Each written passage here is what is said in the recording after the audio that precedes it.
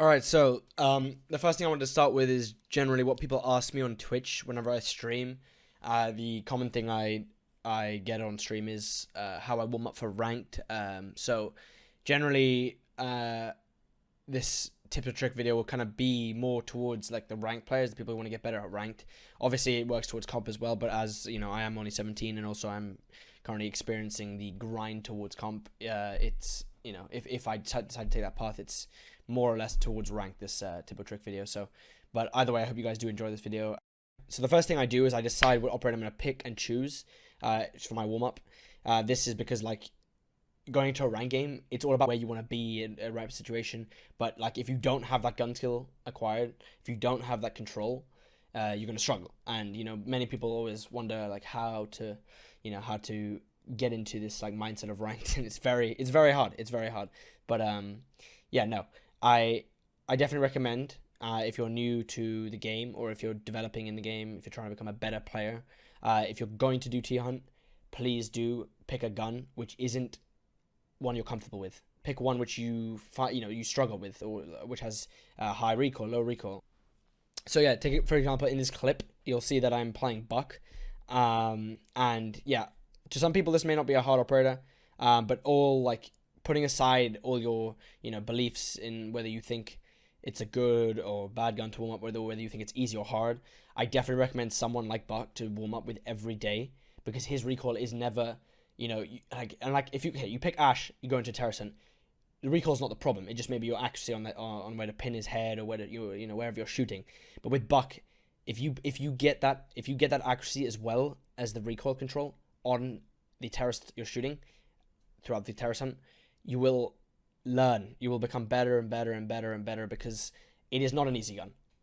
Again, people may have different opinions, but I definitely think that Buck is one of the harder operators to control. I've seen a lot of people throughout, YouTube, people I play with, people I don't know, people I know, who have clips of Buck, and people are always commenting about Buck like, oh, how's your recoil so good? It's just practice. They use that same operator because they know it's hard. Take for example Godly.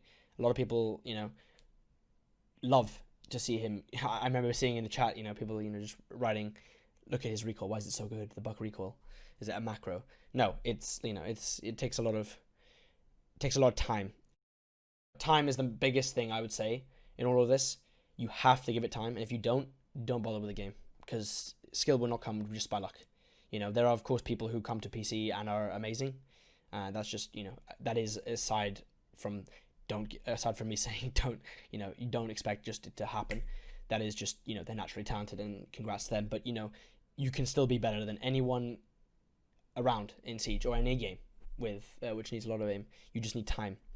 But yeah, no. So that's one major aspect I do recommend thinking about. If you're going to play this game to a higher tier level, you need to focus a lot on the time and the scale of what you're doing. I hope that gives you more of an understanding, and time as well. What I mean by that, if anyone ever watches my streams and wonders what I mean to a full extent, I don't generally describe it because a lot of people ask. But yeah, in this video I hope that helps. But I want to touch more upon aim. Because a lot of people also struggle with the precision. The one thing I do recommend with that precision, to get better precision with headshots or even just body shots, like making sure you hit those shots, is to make sure that you do not play anything else but Siege. And a lot of people do not like this. A lot of people like using aim trainers, but I'm sure there's other people who've said this before, and I completely agree with them, because the only way to get better at a game is to stick to that game. If you use other aim trainers or other games to practice, yes, that could help a lot, but it'll never get you really prepared for what you're actually going to fight against, let's say in ranked or anything, And ranked is a very, very, very complicated place, because, not a lot of people abide by the rules. There's not a lot of, tactical play necessarily.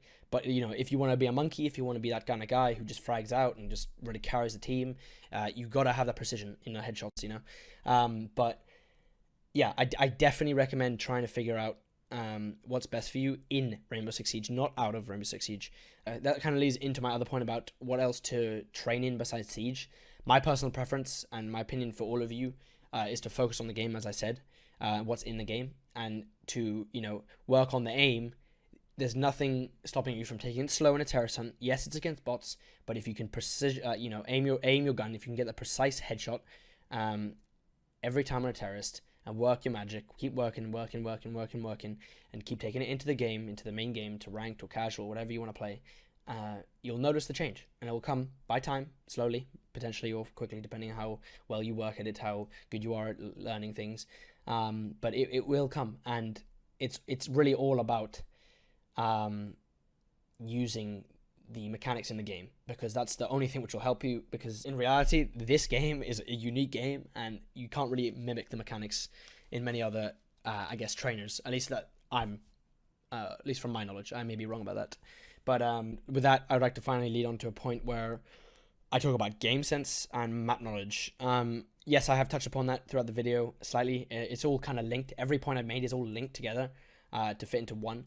If you want to work on your map knowledge, I definitely recommend making your terrace hunt maps the same as the ranked map pool, and just going through them over and over again. Custom names also work out, obviously.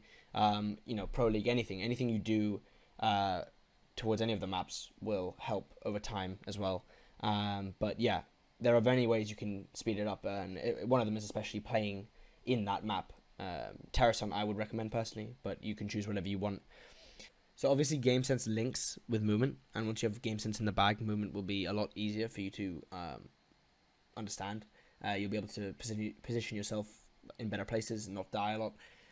But yeah, anyway, so with game sense, besides time, playing over the years, I've got better at it, obviously, but besides that, the one thing I recommend you doing is getting information from people. Say like Villa, the callouts for the map Villa, or anything like that. Or playing with people who have more experience than you, or just repeating the same map on Terrace Hunt until you're comfortable with it, continuously, basically. That's what I did in my early days of Siege, to get like used to the maps.